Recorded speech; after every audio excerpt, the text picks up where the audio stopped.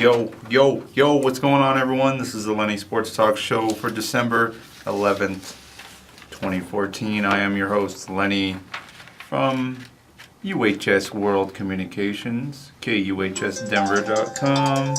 Got a phone call. Don't know who that was, but anyways, moving on.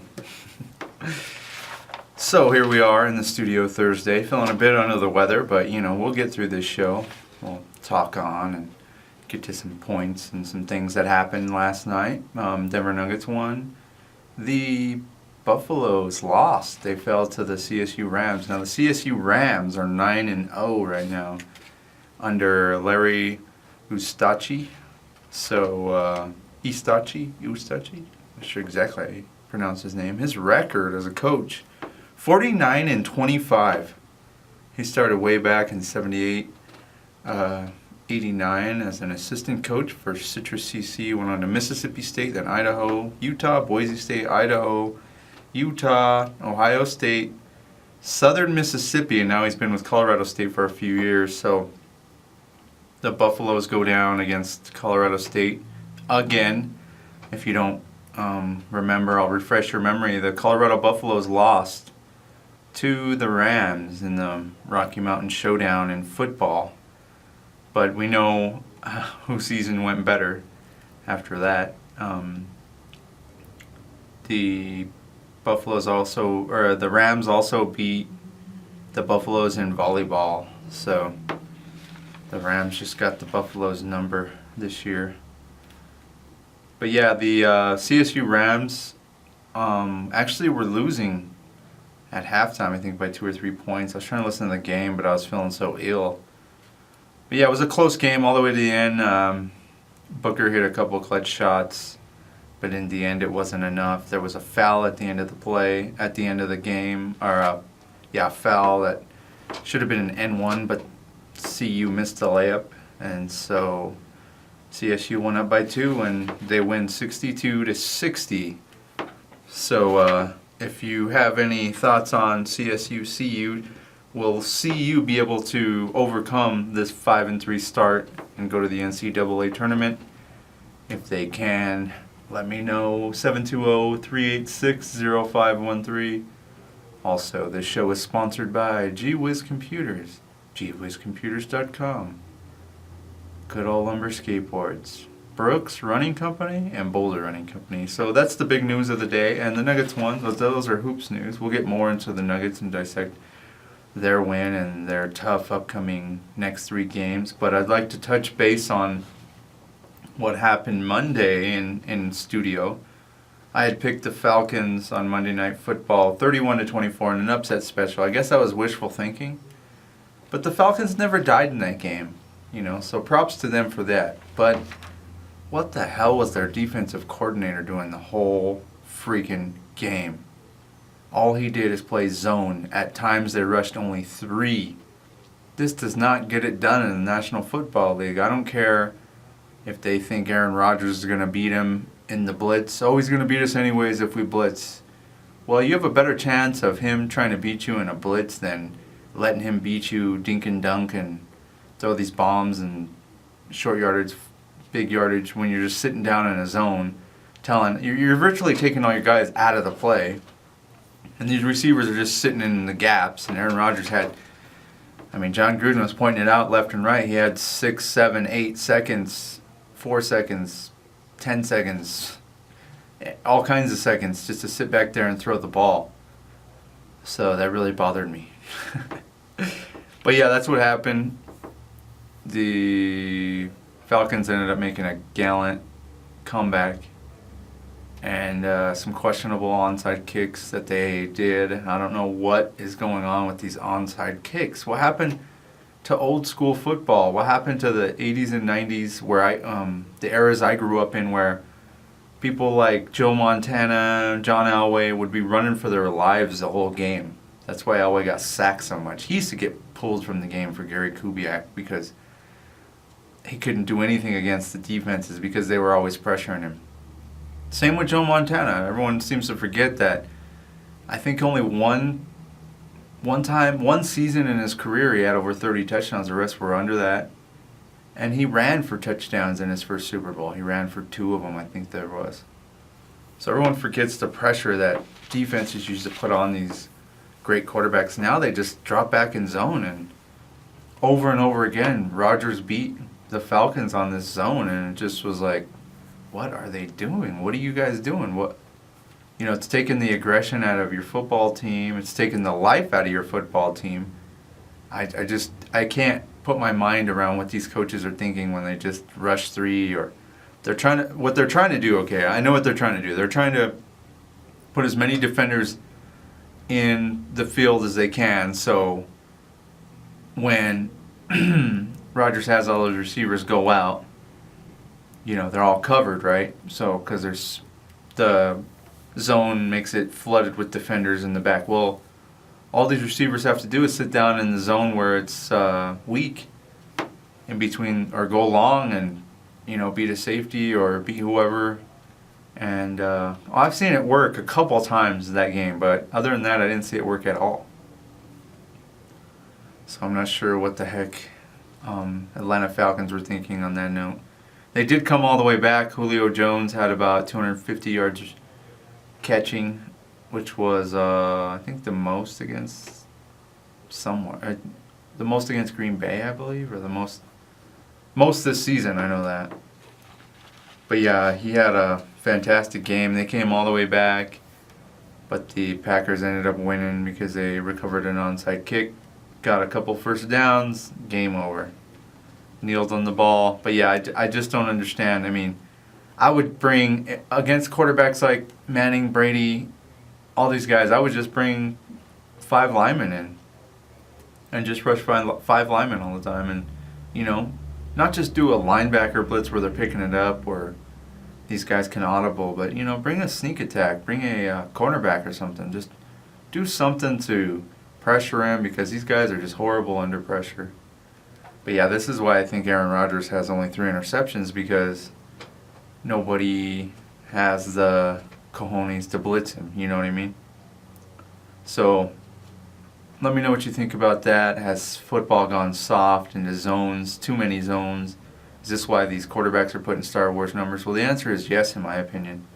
720-386-0513, but yeah, that was the game in a nutshell. I picked the Falcons 31-24, which was wishful thinking. I was just hoping that an NFL or a NFC South team can get a win, because the Falcons dropped to 5-8. The Saints are 5-8. The Carolina Panthers are 4-8-1. And there's going to be a below 500 team in the playoffs coming out of the South. And it's possible that they could have 10 plus wins. Think of that, 5-11 team coming out of the NFC South and making the playoffs, hosting a playoff game. Can you imagine that? Falcons 5-11, Saints 5-11. I don't think the Panthers could even. Well, yeah, they can get to 5-10 because they have a tie on their record. But if the Falcon or the Carolina ends up making it, or if one of those, they'll host, one of these teams that has a great record, 10-6, 11-5. So I think they should change it to like basketball where they have conferences. But yeah, the Falcons didn't win. And that's what happened. So yeah, it was kind of, on the offensive side of the ball for the Falcons, it was really encouraging. But on the defensive side, it was just a lack of aggression, a lack of good coaching. So moving along from that, we'll go ahead and that was my talking point from that I got wrong, which is okay. So we're gonna move on. I'll move on to a little bit of running. There's gonna be a Winterfest 5K at the Thornton Winterfest. I will be there. And I'm not sure who else is gonna be there, but I will be there running. I've taken a week off because of some injuries, and now I'm sick. So hopefully I'll be good by then. And hopefully I could run good. It's always hard to run over there at Margaret Carpenter over there where they make those.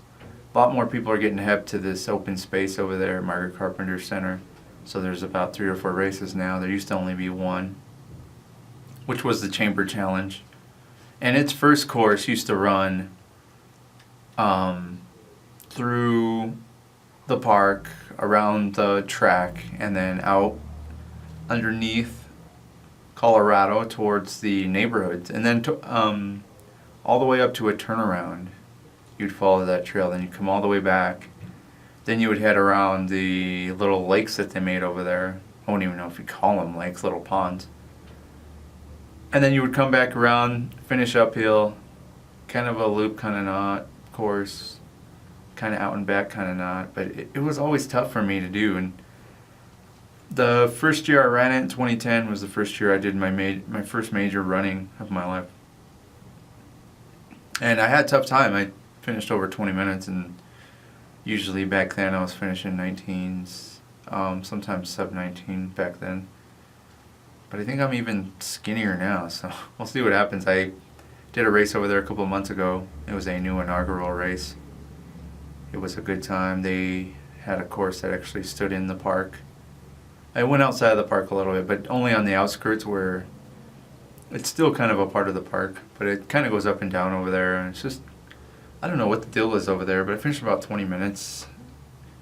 And I think this weekend, I mean, if I can't go sub 19, I think anywhere in the 19s would be fun or a good time for me, because so let's go Broncos. They've been kind of scoring low, doing the running game. Let's do the opposite here. 28-21 Broncos win down in Qualcomm Stadium in San Diego. So that's my pick for the game this weekend. We'll see if what CJ Anderson can do. So let's go through more of these AFC standings. The New England Patriots 10-3, Miami Dolphins 7-6, Buffalo 7-6, Jets completely out of it, 11 losses, 2 wins. Cincinnati and the AFC North is very interesting here. So if Johnny Manziel comes in, can get hot, win out, 10-6 they end up. Let's say Cincinnati ends up 10-5, Pittsburgh, who knows, 10-6, Baltimore 10-6. I believe Pittsburgh, though. I kind of agree with Mark Schlereth on this one. I think Pittsburgh will win this division. But who knows? What if Manziel gets hot? What if it ends up in an all-out tie, which actually it can't. Cincinnati has a tie. We'll see. It's going to be very interesting to see what happens in the AFC North, though. AFC South, Indianapolis Colts 9-4, Houston Texans 7-6. They've been on a hot streak. See if what they can do. Tennessee out, Jacksonville out, Raiders out, Kansas City 7-6. So host the team 7-6. We'll see where they go from there. Kansas City 7-6. Let's move on to the NFC. The Philadelphia Eagles are 9-4, and they will host the Dallas Cowboys 9-4. So this is a big, huge game coming up for the Dallas Cowboys and the Philadelphia Eagles. I'm going to go ahead and take Philadelphia Eagles skunked them.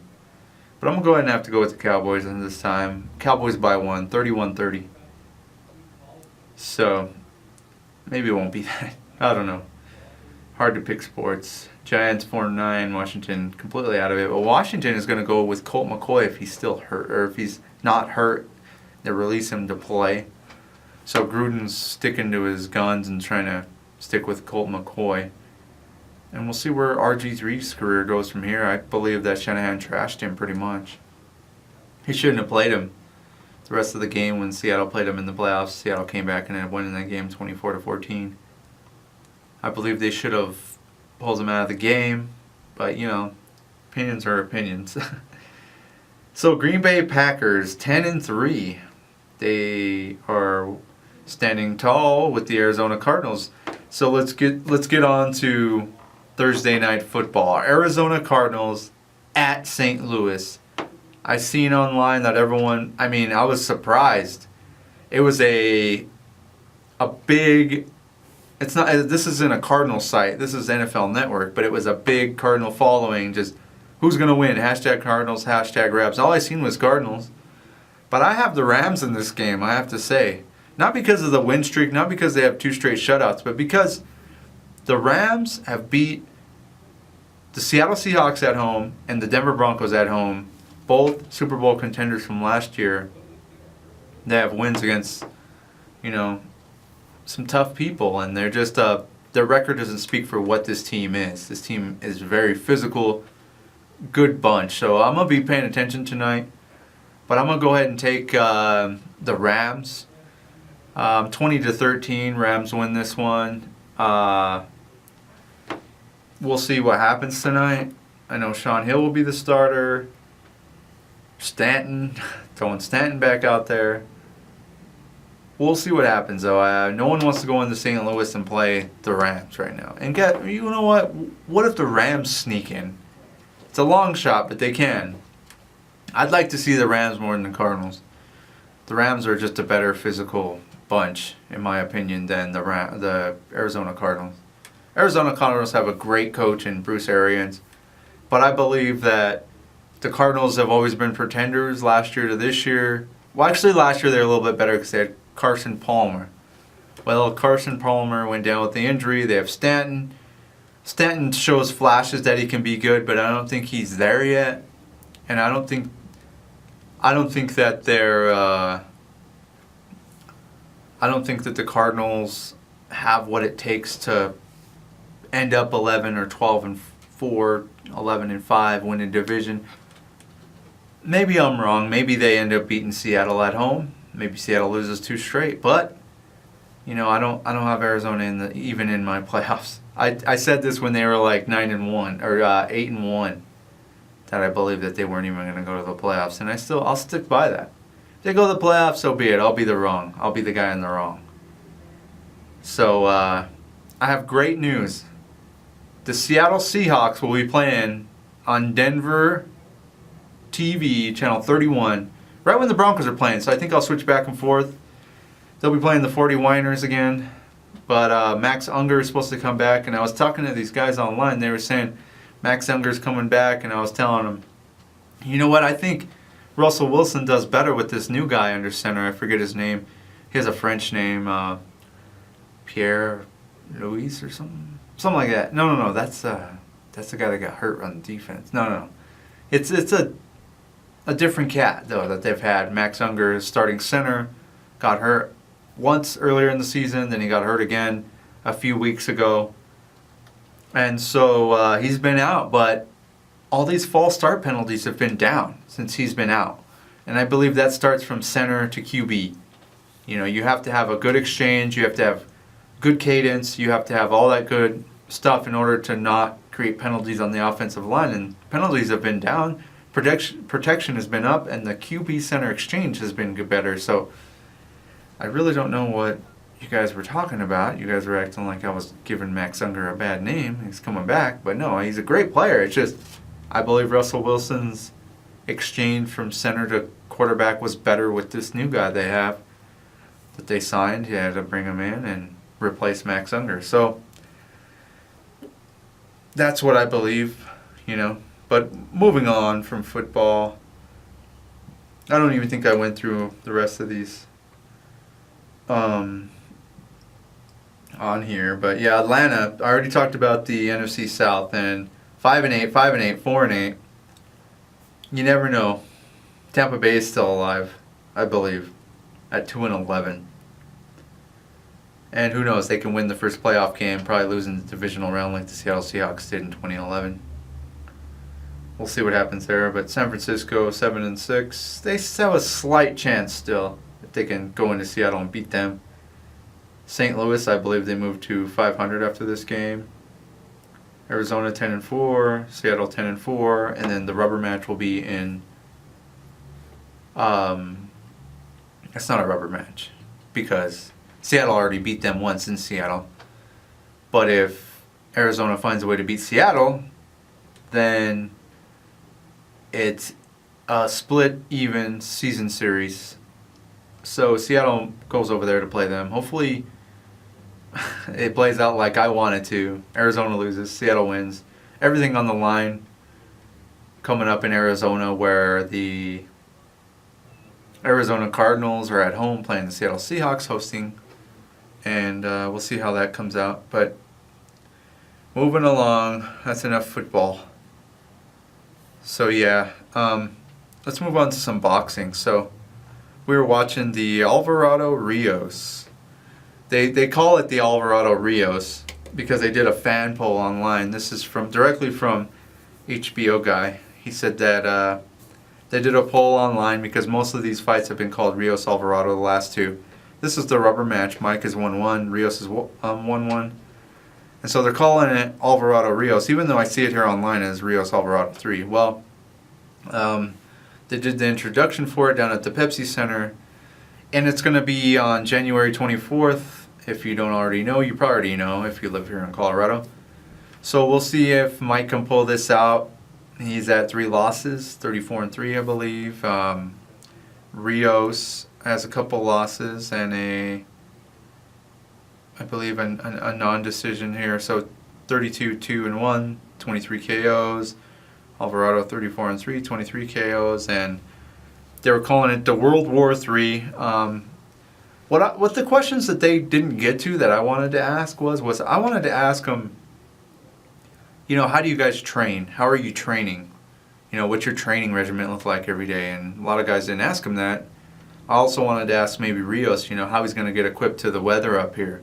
It's dry. It's going to be dry and cold. And you're a mile above sea level coming from California. And I've been to California. And believe me, the air is thick. The air is really thick down there compared to up here. So I was just wondering what happens with that. I guess Philip isn't calling today. I haven't seen his phone call in. But yeah, this is the Lenny Sports Talk Show. I think I'm going to wrap it up there because I'm feeling ill. I don't have my caller. Oh, he's going to call? Okay, I just heard maybe he's going to call. It doesn't matter at this point. I mean, there's only 10 minutes left. So, no, it's cool. My producer's talking to me right now, but I think I'm good. I think I need to go to John anyways. So, I'm probably going to end it there. So hopefully, let's go Nuggets. Let's go get them. Houston Rockets. Hopefully they win. Broncos, San Diego. Broncos are going to win. Seahawks, San Francisco. Let's do that tonight. I believe I gave my score on that. Yep, 20-13. I got the Rams over Arizona. So let's go Rams.